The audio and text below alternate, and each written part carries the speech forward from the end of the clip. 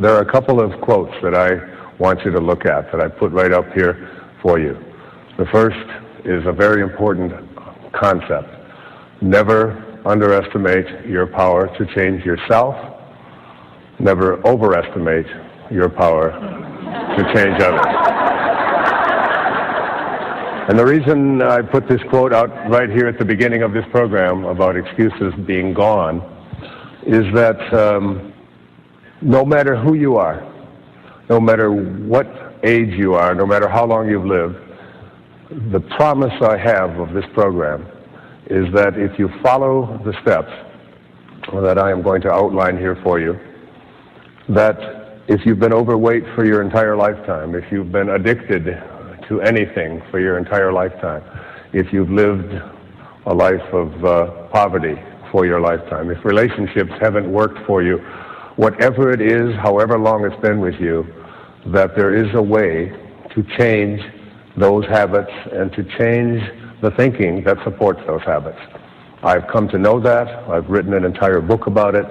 I believe in it. I've been practicing it not only in my own life, but with other people in workshops all around the world. And I know that there is something that you can do about them. You can indeed change anything about yourself. Don't underestimate your own personal ability to make just that happen. The second quote says something that is responding to what it is that you have to do to make that happen. Lao Tzu spoke about this in the Tao Te Ching. When you correct your mind, everything else will fall into place. So whatever these habits are, whatever it is that you have lived with for a very, very long time, it's about don't underestimate your own ability to change it, and if you work at correcting your mind in a very short amount of time, you can go from someone who had these habits to someone who's living at a very different level. I did a program not too long ago here for public television called Change Your Thoughts, Change Your Life. And it was based upon the great teachings of Lao Tzu 2,500 years ago in the Tao Te Ching that some people call the wisest book ever written. In that book, what I learned and what I tried to offer to the public who watch public television, it taught us, and it taught me, what to think. What ways to go about thinking that we didn't before. So many of us who grew up here in the Western world believe that you have to always strive, that you have to work hard, that the harder that you work and the more you set goals and the tougher that you are, the more you get done. In Change Your Thoughts, Change Your Life, I learned to think flexible, to think soft, to become humble, to be non-interfering, to remember that a journey of 1,000 miles begins with a single step. Take that step. Live in the present moment. You look at this beautiful set here, and this staircase is, I asked them to create it because it is the result of a quotation from Mark Twain. Habit is habit, and not to be flung out the window by any man, but coaxed down the stairs one step at a time. You almost think of yourself as at the top of this staircase.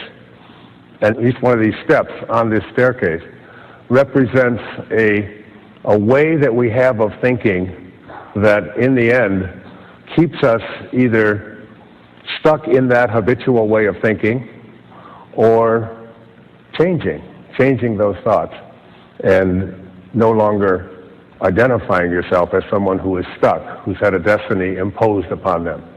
The idea that because you've done it for a very long time, or because you've lived with a particular habit for a very long time, is not a reason that it has to take a very long time to change it. If you're committed to that change and believe in it and follow the steps one step at a time, you can emerge from this staircase. I told them I'd like to walk up this thing, but it's hanging from a thread up there, and I think that could be a mess, all right? Now I am going to focus on how you can stop giving energy to the things you don't want and the things you don't believe in.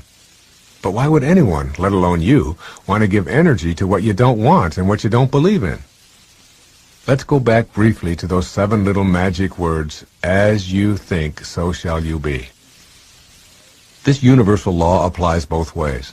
When you put your thought energy on your intentions with passion, you ultimately will act upon those thoughts, and you are bound to attract what you are thinking about into your life.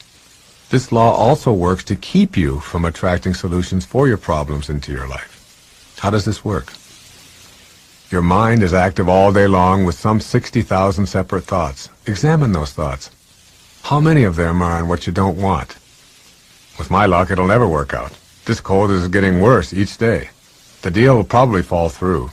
These meals will add 20 pounds to my waist alone. Quitting smoking is so hard.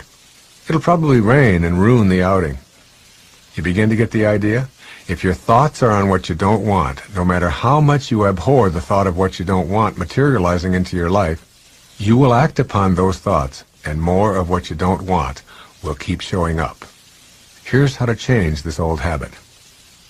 When you find yourself thinking a thought that focuses on what you don't want, no matter how insignificant it might be, stop right there and silently ask yourself, what do I want? That is, instead of thinking that your arthritis is going to get worse, which is precisely what you don't want, then change the thought to an intention. This arthritis is going to disappear from my life completely. Eventually, slowly but surely, you will begin to act upon this new intention, which is a faster energy, and this new intention will become your reality. You will do whatever you have to do to avoid suffering with your arthritis. You will not complain about it because you are no longer thinking of it as a problem. And miracle of miracles, your body, which is a system of energy, will react to your thoughts as well. But more important, you will be putting your energy on solutions. For instance, in a parking situation, your thoughts shift from, there will likely be no place to park, to, I'm looking for my parking place. Suddenly, you've stopped looking for no place to park, and the energy changes to accommodate you. The secret lies in the continuous reminder to yourself to first stop the outward verbal expression of what you don't want, second, catch yourself and examine the thought behind that expression, and finally, shift to an intention of what you will be creating for yourself, even if you don't know how you will create it, because ultimately you will access higher and faster universal powers to provide you with the solutions. Here's another reason why it is so difficult for people to become problem eliminators and attract into their lives what they want. It is very easy to spend your energy on the circumstances of your life, or on what is. Even if you detest the circumstances of your life, if you place your energy on what it is that you despise, you will act on those thoughts, and those conditions which you despise will continue to manifest into your life. This is one of the most troubling energy areas to change, largely because you have very likely been surrounded by people who complain and whine about their life circumstances. Let's say you have very little money and you label yourself as poor. How much time do you spend thinking and talking about being poor, complaining about the circumstances under which you are forced to live, whining about the shortage of money? Keep this statement in mind if you are in this category of scarcity consciousness. You cannot manifest prosperity from thoughts of, I hate being poor. What is required of you is a shift from the energy of what is onto the energy of what you want and what you intend to create. Every time your thoughts are on the circumstances of your life which you dislike, shift to what you would like to experience as your present circumstances, and then make the big leap to higher spiritual energy by visualizing what you intend to create. This applies to everything in your daily life that you call a problem. You cannot manifest thin from thoughts of, I hate being fat. You cannot manifest purity from, I despise being an addict. You cannot manifest health from, I abhor being sick. In each of those assertions of what you dislike, you are giving of your thoughts to create more of the same. On the other hand, if you put your inner energy on your preferred self-picture, hold that vision as an intention, post your perfect weight in as many places as possible, and send love to yourself, surrendering to higher divine guidance to walk with you on your path to your ideal weight, You will act upon the new intentions, and you'll have brought a higher energy spiritual solution to your weight status. If your energy, in the form of your thoughts, is on the illnesses or discomforts of your body itself will react to those thoughts. As Norman Cousins put it, the greatest force in the human body is the natural drive of the body to heal itself, but that force is not independent of the belief system. Everything begins with belief. The following principles represent my personal view on how your mind and your subsequent behavior can move you from toxic energy levels of the material world into the level of spirit, wherein lies the solution to any and all problems. Practice the presence of spirit. Practice awareness of the impossibility of being outside of the omnipresent spirit. Some ways of doing this are to remind yourself when you first awaken that this is a day that God will be with you at all times. Every meal you eat, be mindful of what it took for that food to reach your plate. When you make a phone call, drive in your car, or enter your workplace, begin to have this God realization. As you practice being mindful of the presence of the divine invisible spirit, you will notice a greater sense of peace, a stronger feeling of being safe and secure, a knowing that you are healthy and living from an inner sense of integrity.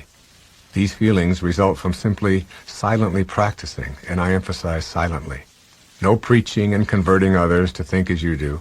Simply realize the presence of your source from which you are never truly separated, except in your own mind. Your mind is the substance of all matter. Take a look at your right hand. Would you describe it as intelligent?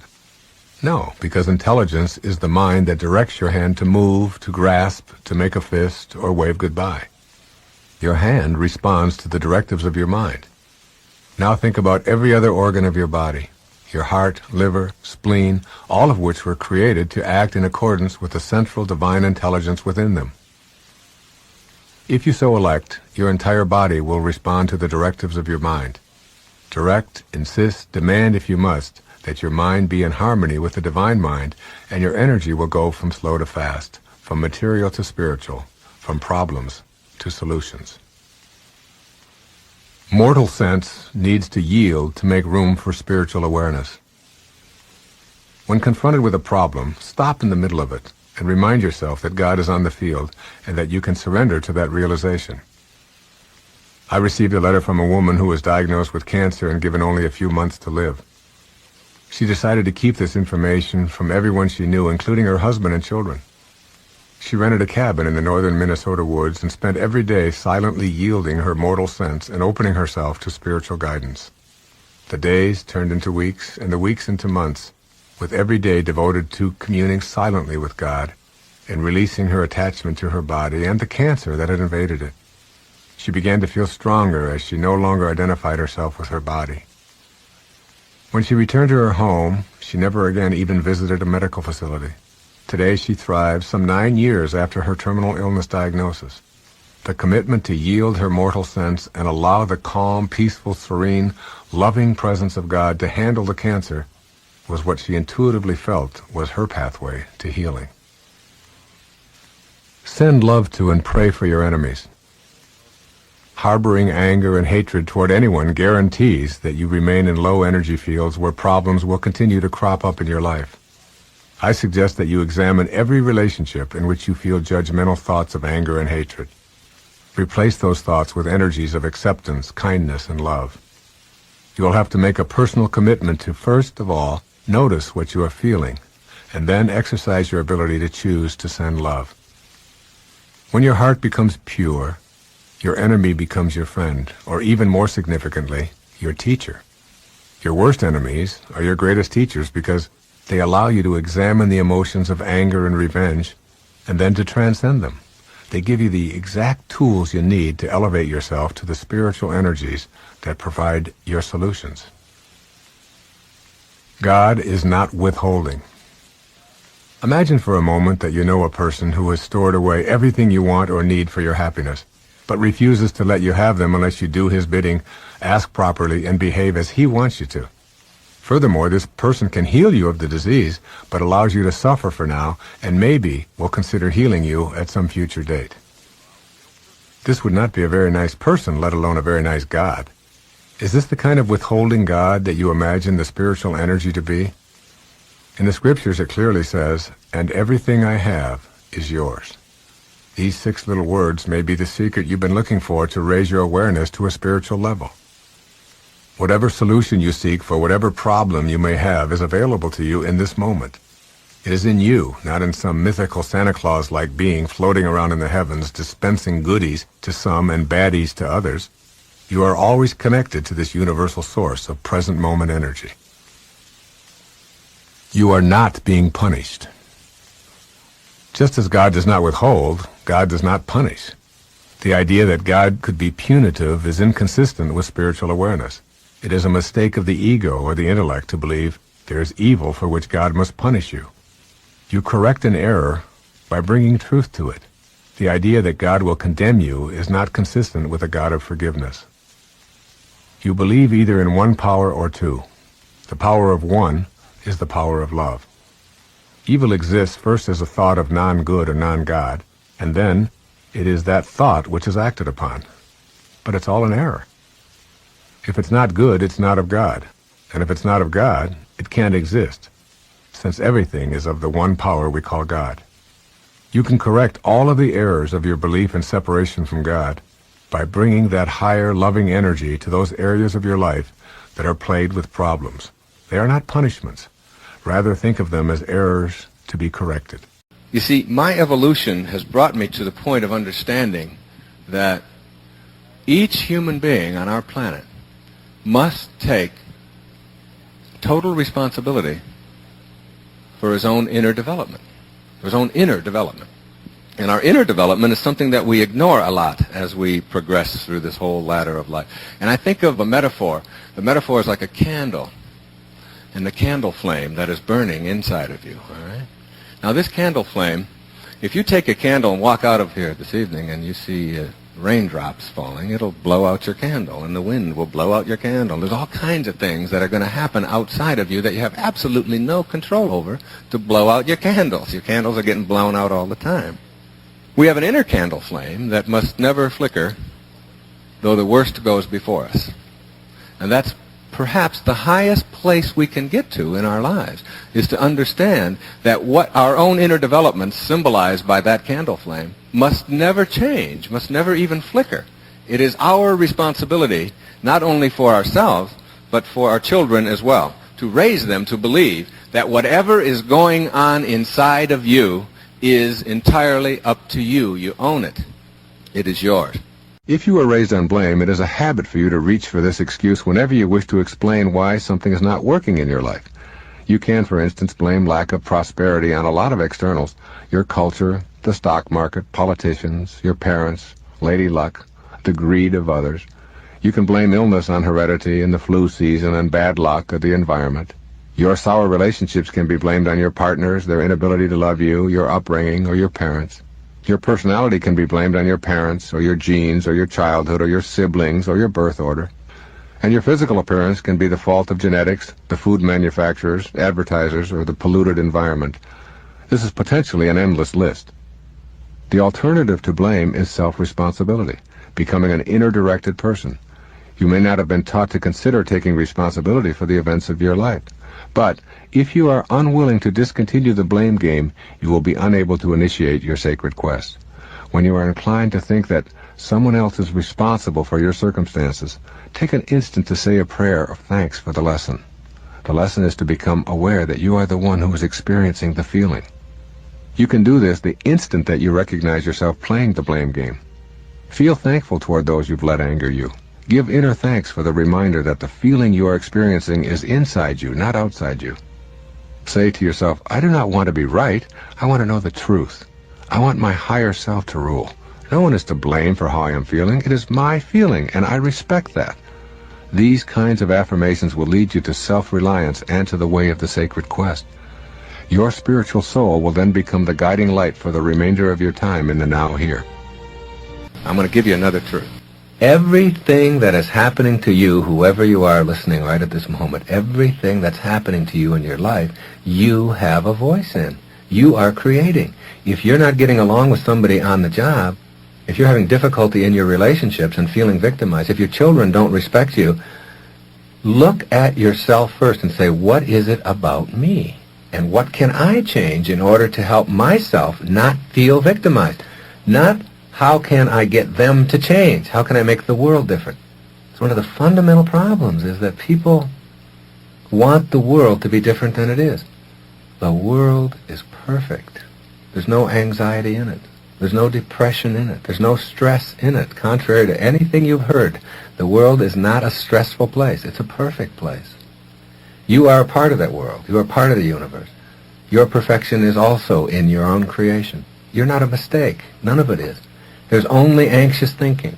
There's only stressful thinking. There's only angry thoughts. There's no anger in the world. When you stop having that and replace that with this serenity I'm talking about, with this peace inside of yourself, you don't even know how to be victimized anymore. It's not like you learn all these strategies. You become healing instead of becoming poisoned. You are effective rather than trying to get there. You live it. You see, when you get enough inner grace or inner peace or serenity, whatever you want to call it, when you feel really positive about yourself, it's almost impossible for you to be controlled and manipulated by anybody else.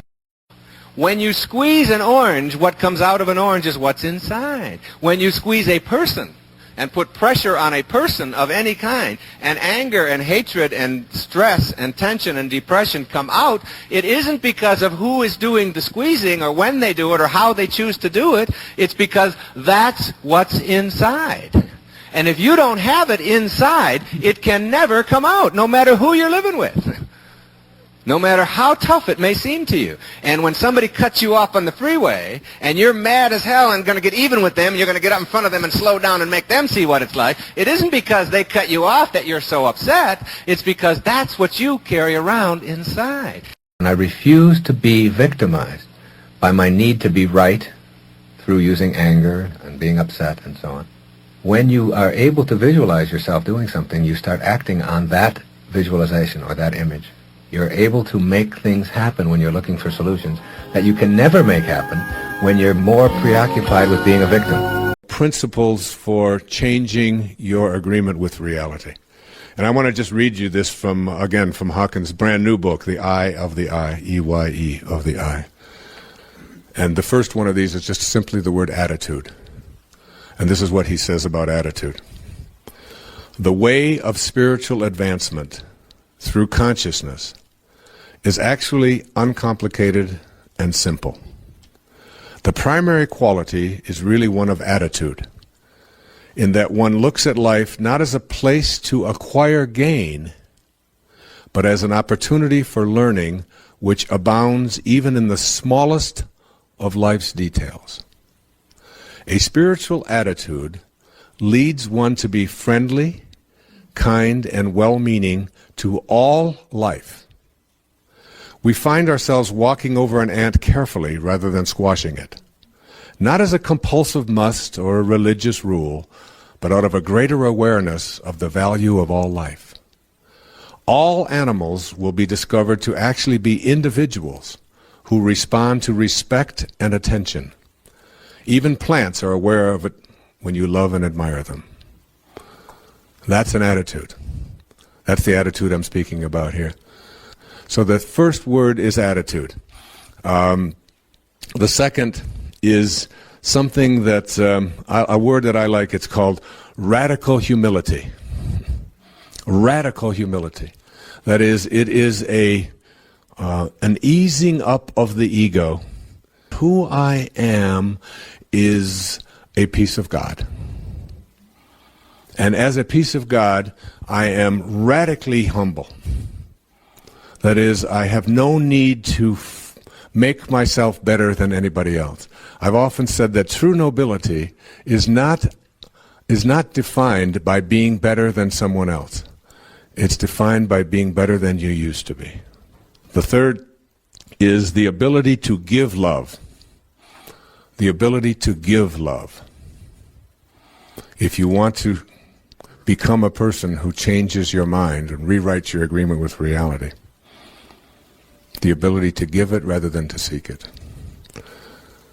The fourth is an absence of judgment. to see if you can cultivate an attitude in your life in which you understand that when you judge another person, you do not define them.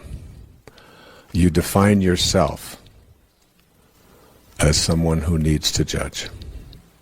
That is just something that you define in yourself. That the absence of judgment, or the ability to suspend the judgment and rewrite your agreement from a non-judgmental way, will teach you how to resolve problems almost instantaneously. Most of your problems in relationships come from your willingness, your unwillingness to let go of judgment. The next is giving up guilt. Guilt is nothing more than an attempt to manipulate the past and to make yourself feel less than whole because of anything that you might have done that you feel sorry about. Guilt I've called in Your Erroneous Sounds 30 years ago, I called it a wasted emotion. Because feeling guilty about something can only take place in the present. Now, if you do something that you don't like and you'd like to make amends about it, by all means do so. And if you do something that is wrong or unfortunate, or that you feel some shame about whatever, by all means make amends, and by all means work at not doing it again. But feeling guilty does nothing more than mean to have you using up the present moment, being immobilized in the present over something that already has taken place. And again, the past is the past. The next is called willingness, and it's probably the most important key. Willingness means I open myself up to the potential or the possibility of being able to create a problem-free life. Willingness is that whole idea of the first principle. I have a mind that's open to everything and attached to nothing. The idea that I will say to myself, these are the conditions in my life that I dislike, and I am willing to create an intention to change them. Willingness. And the next is letting go of resistance. Letting go of any resistance that you might feel. Most of your resistance to creating a world or a life in which you no longer are attracting the same kind of problems you have is rooted in other people's conditioning processes that you have bought into. Whether it's the conditioning process of the groups that you're a part of, or the family that you're a part of, or the cultural experiences that you've been told are the only way that you can behave or look at a problem. Letting go of all of that. Just, there's no resistance. I open myself up through meditation to be free from resistance. No resistance. And when you do, as they say in Sanskrit, when the student is ready, when you're really ready, readiness and willingness are the same. When you're ready and willing, whatever teachers you need will be there. They'll show up, and it works. It's just it's a universal principle. The next is called compassion. And compassion on the scale of consciousness is one of the highest forces that you can have. Because the final one of these qualities here on creating a new agreement, if you will, is called connectedness. Connectedness. A sense that every single one of us has some connection through this invisible force that flows through all of us. Compassion and connectedness. Rumi's observation. I, you, me, he, she, they. These are distinctions which do not exist in the garden of the mystics. There is a place and a possibility that miraculous things can happen, but you have to, in order to banish the doubt, in order to heal this energy body that I'm speaking about here, you have to be in such a position that you're not asking. You're not coming from a ordinary place asking someone extraordinary to do something for you. That's sort of what we've learned in our religious model. That God is outside of us, something like a cosmic bellboy. That if we just sort of ask it to do something for us and we behave and we pay a certain amount of money and we go to the right temples and we do the right things, that this external being will then provide us with favors, and that this God has the ability to heal, but it withholds it depending upon what mood it's in and so on. And that's a very different concept that I'm talking about here. I'm talking about a concept of God that says that we are all pieces of God.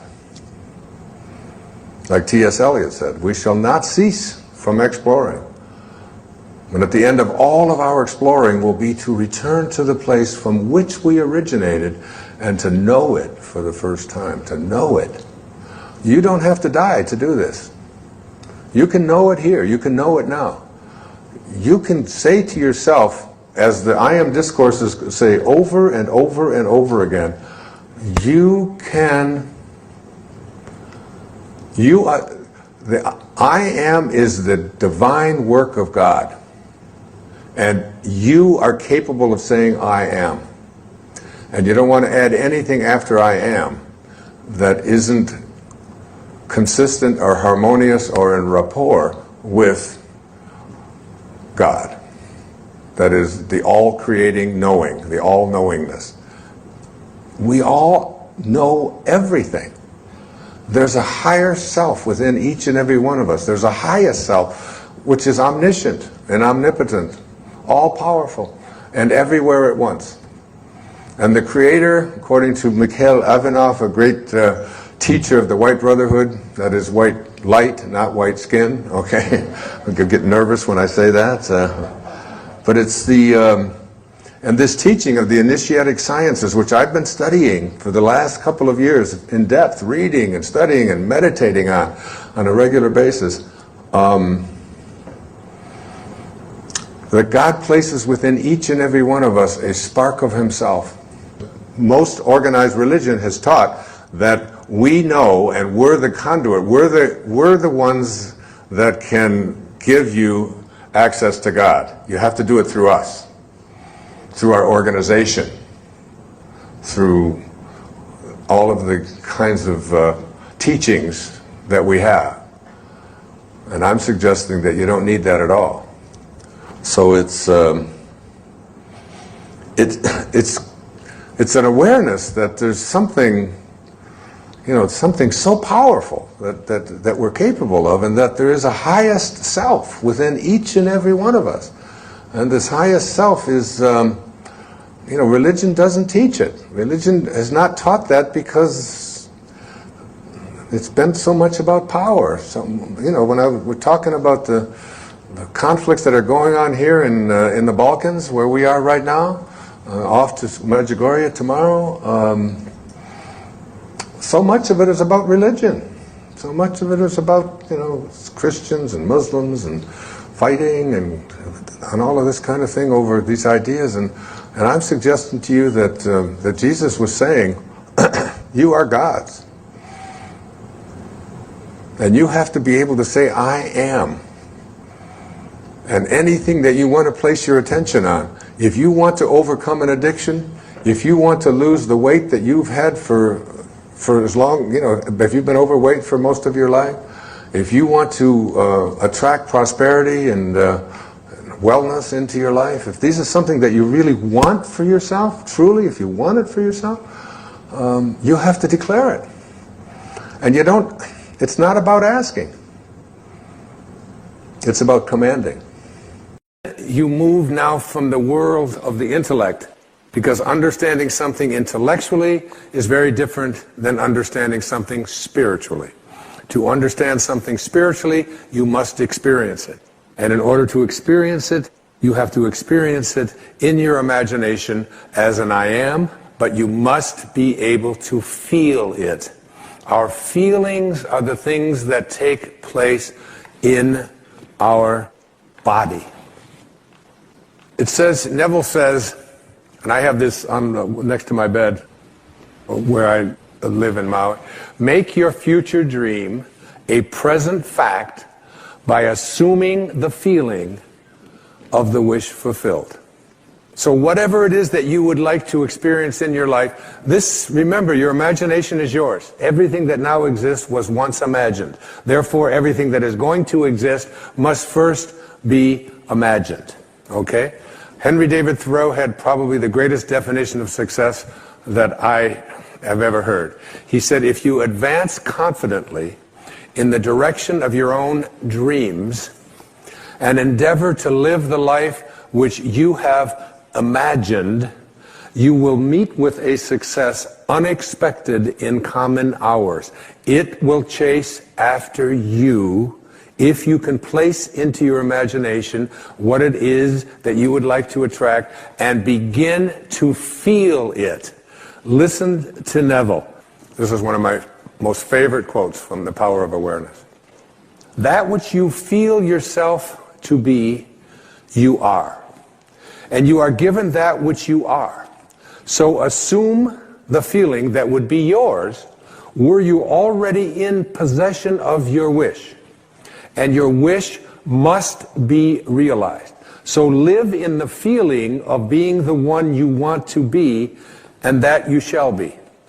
Every feeling makes a subconscious impression. And unless it is counteracted by a more powerful feeling of an opposite nature, it must be expressed. Your feelings are different from your thoughts. Your feelings are what you experience in your body. The dominant of two feelings is the one expressed. I am healthy is a stronger feeling than I will be healthy. I am healthy says I feel healthy, and I feel healthy.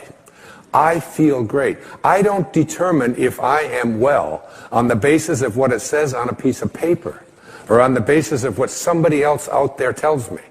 I live my life feeling within my body that I am strong, I am capable, I am able. And that is not just something that I say. It's not just an affirmation. An affirmation is an intellectual exercise. This is a spiritual knowing within that I am well, I am content, I am prosperous. But the words that Neville used there are the subconscious. Every feeling that you have makes a subconscious impression upon your body and upon your awareness. Now, you need to understand the subconscious mind of yours. Your subconscious mind rules your life. 96 to 97% of everything that you do is done as a result of your subconscious mind. And when your subconscious mind gets programmed, it goes ahead and responds to whatever it is your conscious mind has placed into it. And to feel it, not just to think it, but to feel it. Neville's law of assumption says this: if this assumption about what you would like to become is persisted in until it becomes your dominant feeling, the attainment of your ideal is absolutely inevitable. You must first assume the feeling of a wish fulfilled in all aspects of your life. So you have to say to yourself, what does it feel like to be prosperous? What does it feel like to be content? What does it feel like to be well? And I had to remind myself of that when I had this leukemia diagnosis. I had to remind myself, I was down about 30 minutes until I realized that virtually everything that shows up in my life has been a blessing. Virtually everything. All of the struggles, whether it's in, addictions, or whether it's in living in foster homes and being abandoned, whether it's my wife and I separating and the pain of that, whatever it might be. A dear friend of mine was Elizabeth Kubler-Ross. She passed away a few years back, and she was the one who wrote so much about death and dying. She had a wonderful and important message for us. She said, If you shield the mountain from the windstorms, you'll never see the beauty of the carvings. And the beauty of the carvings comes from being able to be in a state of gratitude for the storms that show up in our life just as much as the things that we would like to have show up in our life. You have to start retraining your subconscious mind. And your subconscious mind, it responds to what it is that you suggest to it. Now, the intriguing thing about your subconscious mind, your habitual mind, is that it can't make a distinction between what it is that you are feeling as a result of what you have placed into your imagination and assumed the feeling of it, and what you are experiencing every day in your life. If you go around feeling unhappy, depressed, miserable, sad, whatever, your subconscious mind says, oh, so this is what it is that you would like to attract into your life. And the universal subconscious mind, to which we were all connected, that we call the creative source of the universe, the divine mind, God, the Tao, whatever you might want it to be, it will begin to offer you experiences that match up to what it is that you are feeling, so your body responds to what it is you place into your subconscious mind. You have to retrain it. Let me share something with you from Power versus Force. Pain exists to promote evolution. Its cumulative effect finally forces us in a new direction. Though the mechanism may be very, very slow, how many times is it necessary, he asks, to hit bottom before a lesson is learned? Perhaps thousands, which may account for the sheer quantity of human suffering so vast as to be incomprehensible. But slowly, ever so slowly, by inches, does civilization advance. By inches. And as many times as I was interviewed on TV after the events of the 11th of September 2001, when people ask me about my view of humanity and do these kinds of things suggest that we are moving backward or forward, my suggestion is always that we are moving forward. And that these kinds of events bring out in us the very best that humanity has to offer, as difficult as it is for us to see in the moments. And I think back to not too long ago, in 1958, I was in the United States Navy. I was in a radio school there in a place called Havre de Grace, Maryland, Bainbridge, Maryland. And my best friend in life at that time, who was in the boot camp with me, was named Rayford Secundus Dudley. And he was a black young man from Chicago. And it was 1958. And we walked into a diner in Havre de Grace, Maryland at 1 o'clock in the morning. And we were both in the uniform of the United States Navy. And they wouldn't serve us because he was black. In 1958. And I walked out of there in shock that a man who was serving his country and in the service could be denied to have an omelet with me. And we both, of course, walked out. And I think back to 1958, and now it's 40 or so, 45, hard to imagine, years have passed. And that kind of thing is impossible in this country today. It just doesn't happen. Inch by inch, slowly. And there are many, many more examples. One of my favorite is getting on an airplane out in Wyoming, and a woman's voice came over the PA and announced that she was the pilot and that she was flying us to our destination. And a man was walking through the aisles asking if we wanted coffee, tea, or milk. And I thought, now there's an example of transformation. And when I graduated from high school, the number of women that were admitted to law school and medical school was somewhere around 1 or 2%. And now it's somewhere around 50%. Slowly, inch by inch. And when those planes flew into the World Trade Center, it brought out the very best in millions of us, not only in America, but around the world.